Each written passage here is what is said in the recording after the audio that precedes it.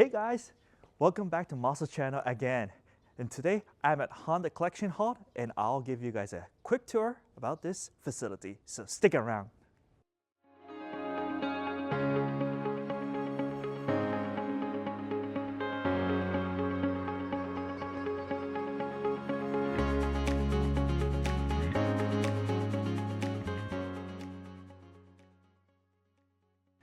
The Honda Collection Hall is located inside of Twin Lake Motegi, which is a big circuit that holds a lot of races. This facility is where it's inside of Twin Lake Motegi circuit. And I will show you guys right now inside and I get you on. You guys gonna love this. Come follow me. So now we're inside the Honda Collection Hall, and right in front of it, you see a massive circular shaped object right in here. And right inside, it's the Honda Soichiro's motto, which is Dream. And from this circular window, you see his vision of what Honda Motor Company wanted. Right in front of it, you see a motorcycle, the Formula One car, and his true vision was to build a jet. And that's how he welcomes you inside to this facility. Collection Hall starts from the first floor and it's 4-story tall building. So they're gonna start from the origins of it into the mid 80s, early 90s, 2000s, and to the modern era. And you could get to see the historic correction of Hondas. So let's go start from the origin. So this is the first section of the collection hall, which is the so-called the origins of Honda Soichiro. And right in front, you see this big sign that says Locus of Dream Challenges. And Soichiro Honda was, get you not, first started his career as an apprentice for a shop called Auto Shokai, which is a car mechanic shop.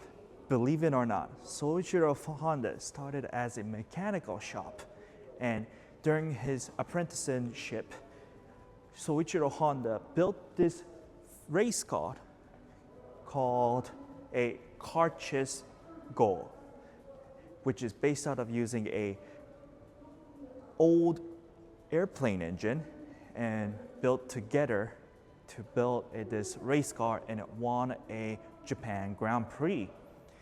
And then this is during the 1920s. He got his shop and located in Hamamatsu, and then the World War II happened and all his shop collapsed. After the war, everybody needed some kind of mobility system. So Honda actually did put a engine on a normal bicycle. And that's how the Honda's first origin of the Cub happened. And because of the success of the Cub, Honda started to focus on motorcycles. And this is the first motorcycle that Honda built, which is called the Dream D. And then moving on to that, as you guys believe it or not, Honda makes an agricultural product. This is the origin of it right here. A motorcycle, a moped, and these agricultural vehicles. After the success of those two stuff, Honda tried to move on to its world. So they would try to compete Ironman TT race as well as all these famous races in European countries. And this is what the Honda entered. Left one is the Honda R125. The right one is MV Agusta 125. If you look just initially, you can tell the Honda was just a normal bicycle compared to the MV Agusta, which is basically a motorcycle, which looks more modern. And Honda realized the failure of this race that Honda was backed out. What the Honda Soichiro wanted They need to move forward. That's what he did. In 1963, the Honda made the flagship of a motorcycle, the Honda Cub. You guys think the big TT style motorcycles? No, no, no, no. Honda was meant for its people, its Japanese citizens. That's why Honda's flagship bike was actually this. Now we're gonna go a little bit more modern by climbing up the stairs to the second floor of this facility. So this is the section of, I guess a lot of people started to realize about Honda. And the first right here is the Cub, as well as all the stuff that couldn't be shown on the origin path have been shown right here. And this is one of the key points of Honda, the N360 right here. This is one of the most sold K cars back in mid to late 1960s. And this is how the Honda was known with this tiny K car. And now the all been waiting for, the first iteration of Honda's F1 history. This is in mid 60s when the Honda first entered to the Formula One Grand Prix. And could you not, this is the first Japanese manufacturer to enter to the Formula One race. And these are the first iteration of those Formula One cars. And I could you not believe people in 60s raced this a missile. Now you guys have all been waiting for the first generation Honda Civic. This is the most important part of its Honda's history. This is the Civic CVCC. The CVCC engine is basically, it was meant to pass the very fierce emissions back in mid 1970s when all the American manufacturers were given it.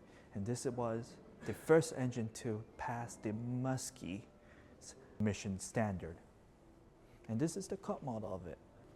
Back in 1970s, this engine was the engine to pass this fierce competition of American engines when Americans are making a very big, girthy V8s, but it couldn't pass the emissions. This engine did, with this tiny 4-cylinder engine. How crazy is that? And now this is the F1, the Honda's second entry to world-renowned Formula One race, and this is what everybody loves. The Williams Honda, the Marlboro McLaren Honda, right here, and it's all real, right in here in this facility. I know you guys know more Formula One than I am, so I'm just gonna let you guys see these magnificent vehicles.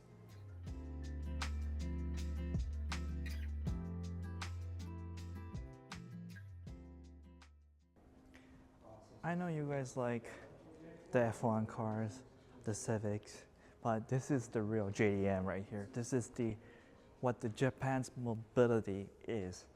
The Honda Tacts and the Honda Gyros.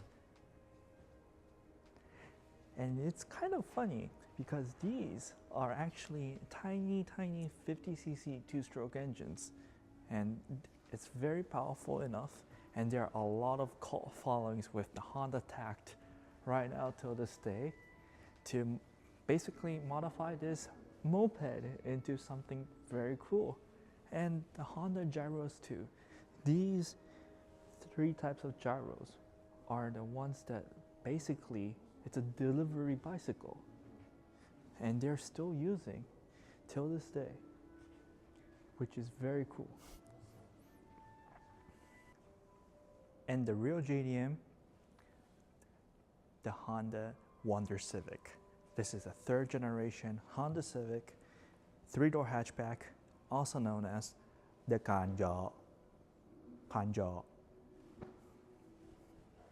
And one of the cute things about the Honda cars, the Honda City. It is meant for a Japanese masses. It's a very tiny, close to K car status engine, as well as the optional, the Moto Compo.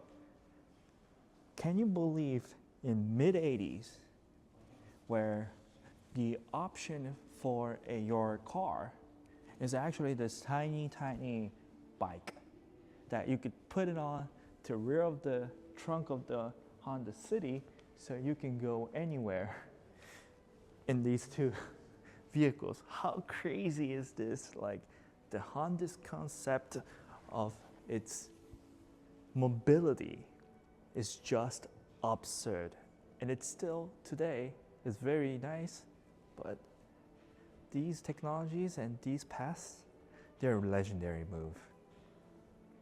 This is the second generation Prelude.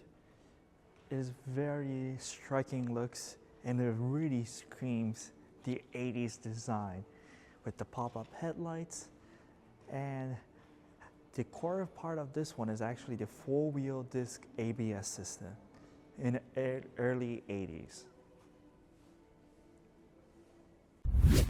Now we're in the mid-90s, early 2000s, and look at my face right now. I am still, my grin is up like this. Because look at it. The two legendary NSXs, the base one and the NSXR. Like, I cannot explain well, but the Honda's legendary NSX. This is the pinnacle technology of Honda in the early 90s, where Honda built an entire car's monocoque by aluminum. The aluminum, which at the time no manufacturer could make, and the Honda pulled it off. And this is basically, it looks like a Dustin's red NSX, but way nicer.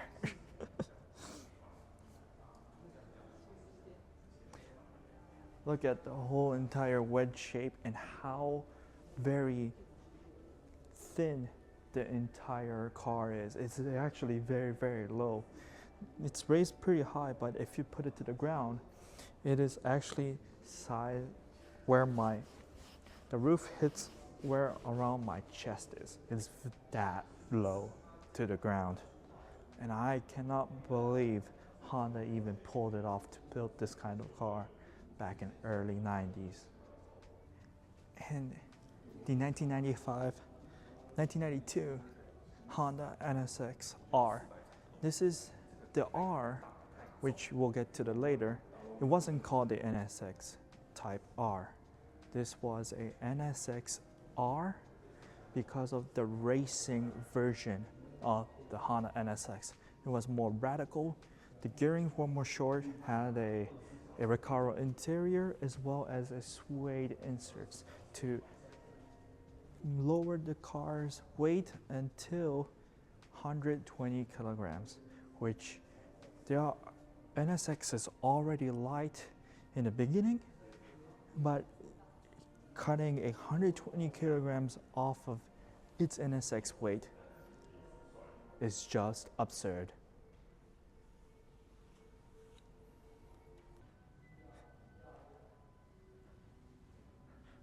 I cannot stop grinning. My face is so... I don't like to use the word a lot, but this is so sick. Look at it, the legendary Honda race cars. The 1995 Le Mans winning NSX, 2000 JGTC NSX, the 1993 Civic Groupe car, as well as the JTCC Honda Accord. All four of the race cars right here in this collection hall. And I kid you not, these cars, they can still move. They can start their engines, they can drive inside the Touring Motegi, as well as any circuit in entire Japan if they need to. How crazy is that? It's not just here to show its cars, but it's here to preserve the history of what Honda achieved in all these years.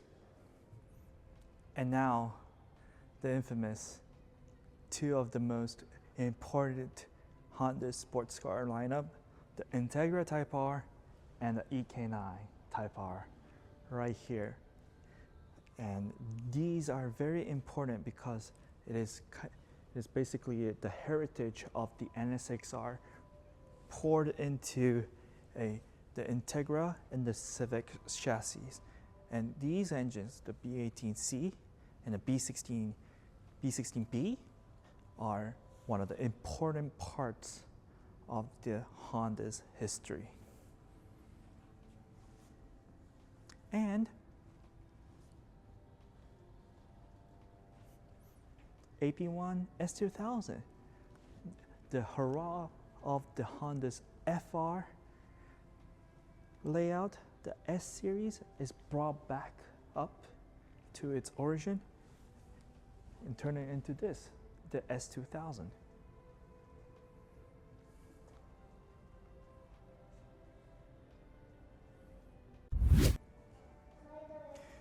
So now we're here at the modern or the current Honda booth right here. We have all the latest F1 vehicles, as well as the latest MotoGP bikes and the recent Honda's concept, also a FCV and all these modern technology stuff.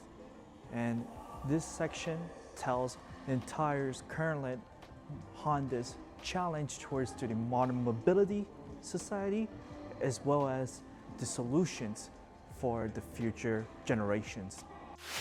So that's it. That's the whole entire facility of a Honda Collection Hall.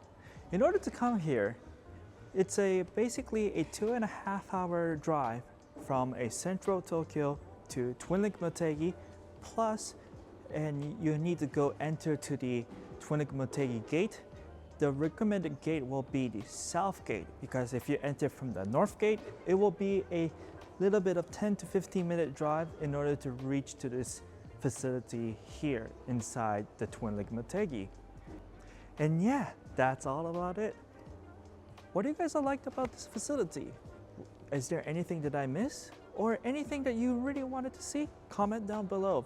Special thanks to Carkichi and also the Honda Collection Hall entire staff for letting me film inside this half day. Thank you very much for watching. I'll see you in the next video. Peace. Bye bye.